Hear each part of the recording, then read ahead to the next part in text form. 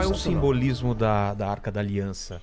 A Arca Para da esses tempos Aliança... finais. Boa pergunta, era o que eu falei. Guarda um pouquinho que eu vou te mostrar depois. Dentro da arca tinha alguns elementos. As tábuas da lei.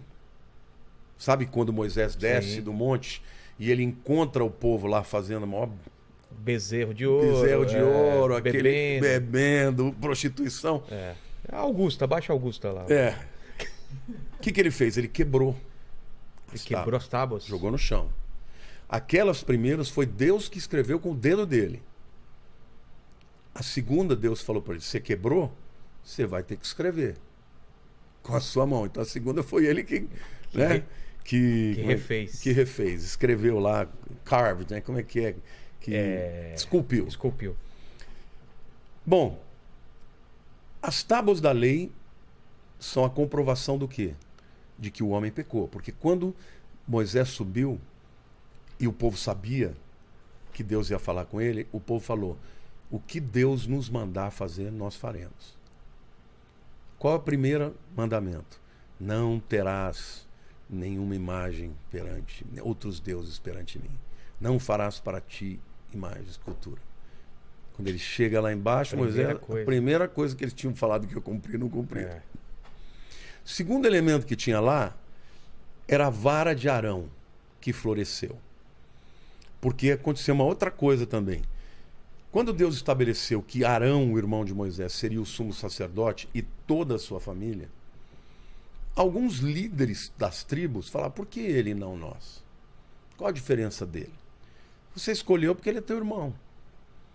E Moisés falava: não, foi Deus que mandou. Ah, não concordo, não concordo. E Deus falou para ele: então você vai fazer o seguinte, você vai mandar cada um dos líderes de tribo, né, das 12, dar o seu cajado. E vocês vão colocar, você, Moisés, vai colocar esses 12 cajados dentro do tabernáculo. E deixa passar a noite. No dia seguinte você vai lá e pega. Ele fez isso, o pessoal colocou. Quando ele pegou os 12 cajados, todos estavam iguais. O de Arão tinha brotado folhas de amendoeira. Ou seja, eles reconheceram que Arão era a escolha de Deus. Então, o segundo elemento que estava ali era uma comprovação de rebelião espiritual contra a autoridade que Deus estabeleceu. E o terceiro era um pote do maná. Você sabe o que a palavra maná significa? Nunca entendi direito. Ma é o quê? Maná é o que é isso? Ah, é? É. Mazé. Você pode falar no hebraico mazé ou maná. Que é isso? Que é isso? Por quê? Porque de repente eles começaram a ver um negocinho que caía no chão. Eles: o que é isso? Põe na boca, era uma delícia de comer. Mas depois de um tempo, eles se enjoaram do maná. E eles chamaram aquele maná de pão maldito. Ah, é? Fala para Moisés: ó, lá no Egito a gente comia melões, comia carne, agora a gente fica comendo esse pão maldito. Então o que tinha dentro da arca? A arca representa o lugar da habitação de Deus. Tanto é que na tampa, que é o propiciatório, tem os 2 querubins. Por quê? Por quê? Porque no céu, a descrição do trono de Deus tem querubins e serafins, guardando a santidade de Deus. Então, os rabinos acreditam que Deus, quando a Shekinah, né, a glória de Deus, descia ali, ela ficava exatamente em cima do propiciatório, que é a tampa da arca. Agora, quando Deus olhava para o que tinha dentro da arca, ele lembrava do quê? Do pecado do homem. Das leis que ele não seguiu, da rebelião contra a escolha dele para outro líder, e para a provisão que Deus deu, eles chamaram de maldita. Quando o sangue era aspergido sobre aquela tampa, Deus não via essas coisas, porque o sangue cobria. É isso que é expiação. Por isso que a Bíblia diz que quando Deus olha para nós, Ele não vê os nossos pecados, mas Ele vê o sangue de Jesus que nos cobre dos nossos pecados. Por isso que a Bíblia diz que o amor cobre multidão de pecados. Kippur, na verdade, é Yom Kippurim. Kippur é cobertura. Aquilo é kippá, né? Olha só. Mas também é da mesma raiz. É mesmo? É, cobertura. Mas Yom Kippur, ou Kippurim, é o dia da expiação, em que os pecados da nação são cobertos. O bode expiatório não era isso também? Era um O bode expiatório, que na verdade tinham dois bodes. Tinha o bode que era entregado para Azazel. Que é um demônio? É um demônio. Porque o sumo sacerdote vinha e impunha as mãos sobre os bodes vivos. O primeiro deles, eles degolavam.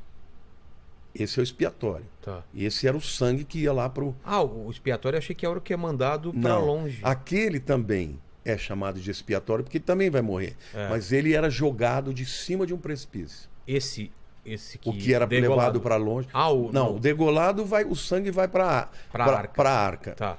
O outro é levado para longe, para o deserto, e ele é jogado para Azazel, né? Jogado lá de cima. Com todos os pecados. Com todos os pecados, porque ele impôs as mãos sobre a cabeça e transferiu os pecados. Caramba. Entendeu? Só que tinha também sangue, tinha mais sangue, tinha sangue de touros e tal. Mas por que Azazel? Azazel é o nome de um demônio. Então, mas era como se fosse Por quê? uma oferta para ele? É pagar o preço, na verdade. Porque, veja,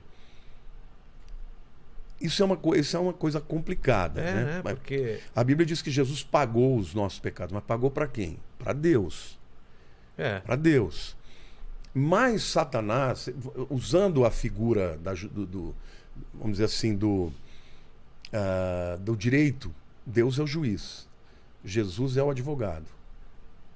Satanás é o acusador.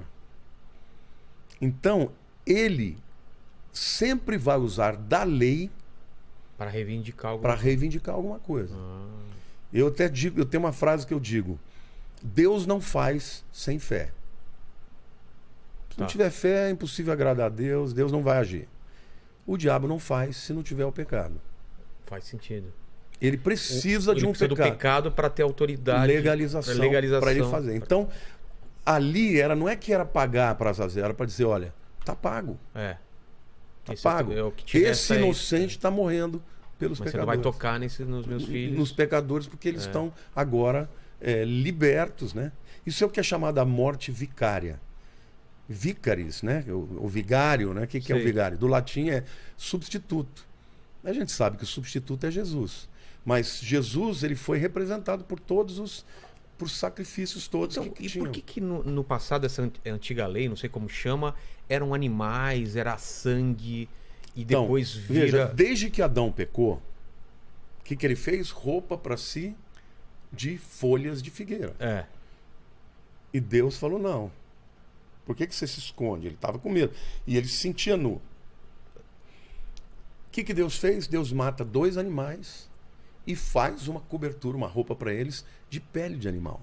Ali é a primeira evidência de que, para que houvesse o perdão, o sangue de um inocente tinha que ser derramado.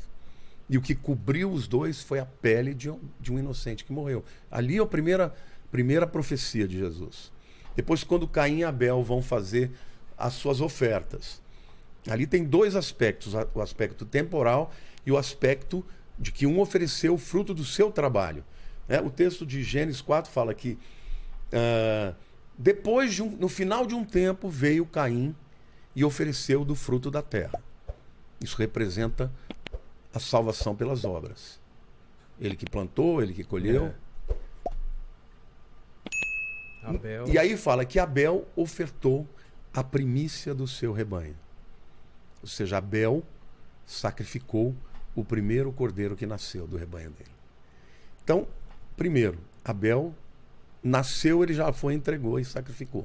Então fala de tempo, de dar primazia, de dar maior importância.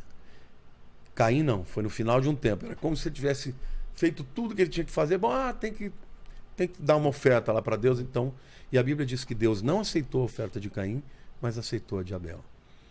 E a teologia diz que é tanto pela questão temporal, um valorizou muito, porque deu o primeiro lugar, mas principalmente pela questão de que Abel trouxe um sacrifício de sangue. Daí dá para a gente ter uma inferência que, na verdade, Deus orientou para Adão e Eva. Quando vocês forem fazer a oferta de sacrifício, e os rabinos dizem que o tempo certo era exatamente o tempo do Yom Kippur.